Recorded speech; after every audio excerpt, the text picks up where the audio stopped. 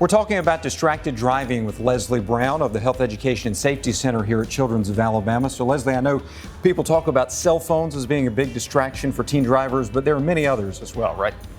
That's right. So cell phones are definitely a big distractor, not just for teen drivers, but for adults as well.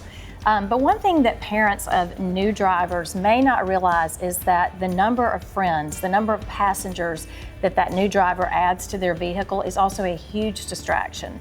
So obviously it's very convenient when our kids get that independence. They can go out and drive themselves to school, they can drive themselves to work, they can go to concerts, to church, all the things. But what we want to do as parents to kind of protect them in a way of making sure that we are decreasing their risk is not allowing them to pick up all their friends on the way.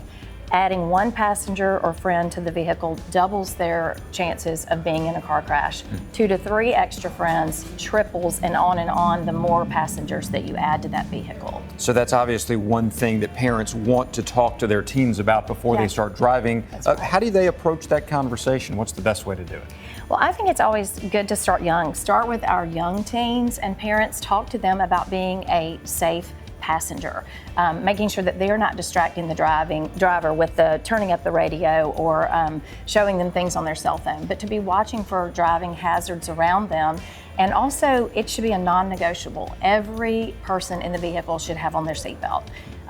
The driver, every passenger, no matter where you're seated in the vehicle. Then as they progress on to getting their driver's permit, caregivers and parents need to make sure that we are driving with them and practicing with them in all kinds of weather conditions, night and day, rural roads, interstates, all those things, so they can practice with an experienced driver before they get on the road by themselves. And then right before they get their driver's license, they need to be making themselves familiar with the graduated driver's license law.